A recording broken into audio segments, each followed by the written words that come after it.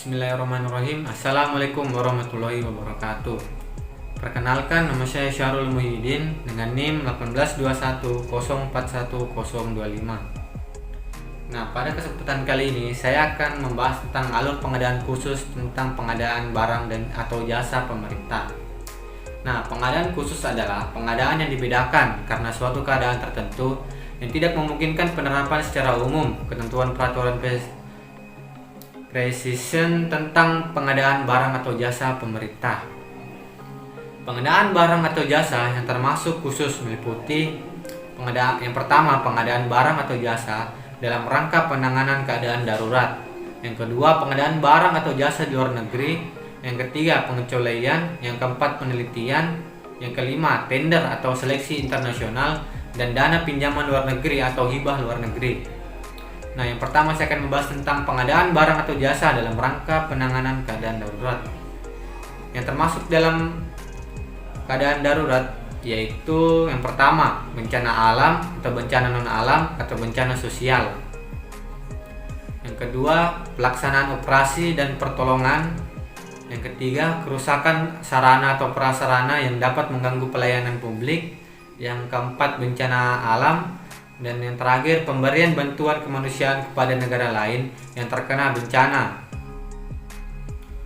Nah, selanjutnya yaitu ruang lingkup keadaan darurat. Meliputi yang pertama, siaga darurat. Yang kedua, tanggap darurat. Yang ketiga, transaksi darurat sampai pemulihan. Proses pengadaan barang dan jasa untuk penanganan keadaan darurat. Yang pertama yaitu PPK menunjuk penyedia terdekat yang sedang melaksanakan kegiatan pengadaan barang atau jasa sejenis atau pelaku usaha lain yang dinilai mampu dan memenuhi kualifikasi untuk melaksanakan kegiatan pengadaan barang atau jasa yang sejenis. Yang kedua, penanganan keadaan darurat dapat dilakukan dengan penggunaan konstruksi permanen dalam hal penyerahan pekerjaan permanen masih dalam kurun waktu keadaan darurat. Yang ketiga, penanganan keadaan darurat yang hanya bisa diatasi dengan konstruksi permanen. Penyelesaian pekerjaan dapat melewati masa keadaan darurat. Nah, yang kedua, pengadaan barang jasa di luar negeri. Dasar hukum untuk pengadaan barang atau jasa di luar negeri mengikuti ketentuan peraturan presiden ini dalam hal tidak dapat dilaksanakan, maka dapat menyesuaikan dengan ketentuan pengadaan barang atau jasa negara setempat yang diatur oleh Menteri Luar Negeri setelah berkonsultasi dengan LKPP. Peraturan Presiden ini dapat dijadikan acuan tanpa dijadikan rujukan secara detail pasal demi pasalnya, maka metode pengadaan yang bisa diaplikasikan disesuaikan dengan kondisi pasar negara setempat. Berikut ini contoh kondisi pasar di beberapa negara antara lain yaitu yang pertama, pengadaan peralatan kantor di kantor konsultan jenderal Konjen Indonesia di Jeddah, Arab Saudi. Kondisi pasar yang ada di Arab Saudi tidak mengenal tender atau seleksi sehingga tidak terbiasa mengisi dokumen kualifikasi dan dokumen penawaran.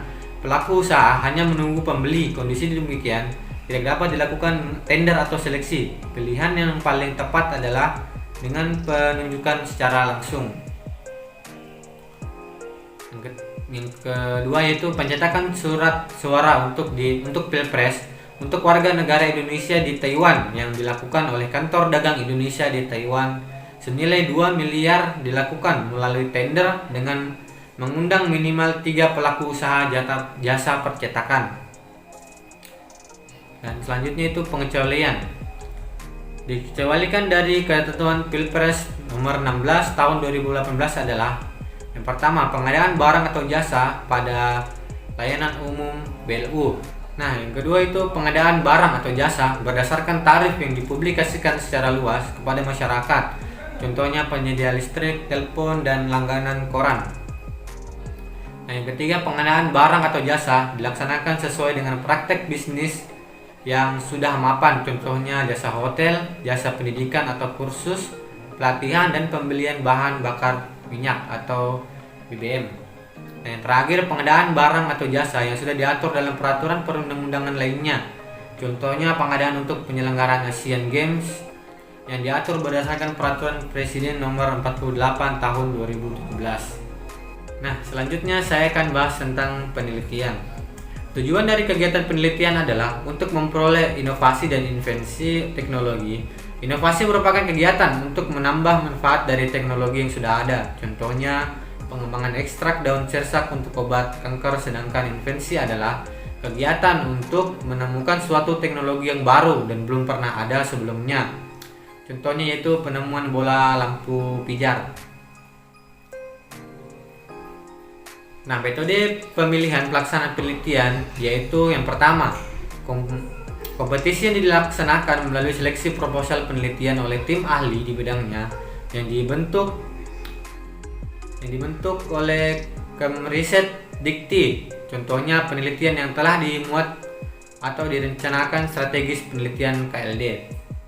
Yang kedua, penugasan ditetapkan oleh penyelenggara penelitian untuk penelitian yang bersifat khusus, contohnya penelitian aktual, strategis dalam rangka pengambilan atau penyusunan kebijakan.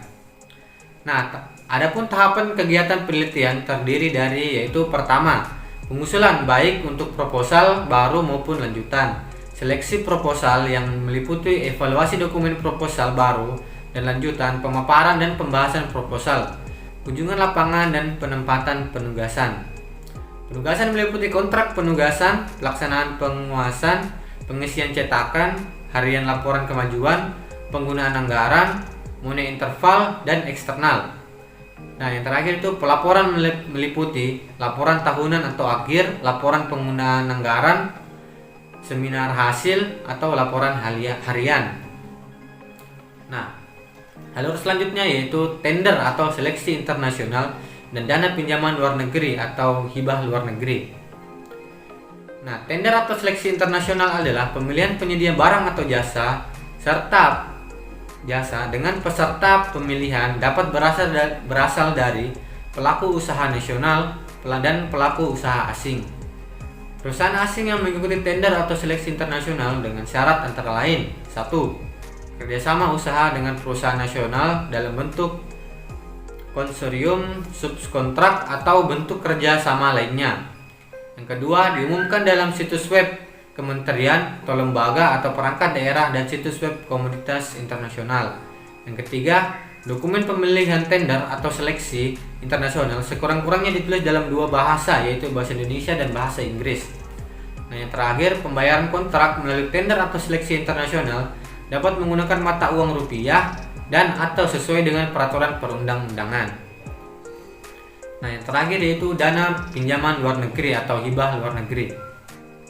Pengadaan barang atau jasa kegiatan pendanaannya bersumber dari pinjaman luar negeri atau hibah luar negeri, berlaku ketentuan peraturan presiden kecuali diatur lain dalam perjanjian pinjaman luar negeri atau hibah luar negeri. Dalam menyusun perjanjian dapat dikonsultasikan kepada LKPP. Proses pengadaan barang atau jasa untuk pendanaannya bersumber dari pinjaman luar negeri dapat dilaksanakan sebelum disepakatinya perjanjian pinjaman luar negeri atau advance purchasement. Nah,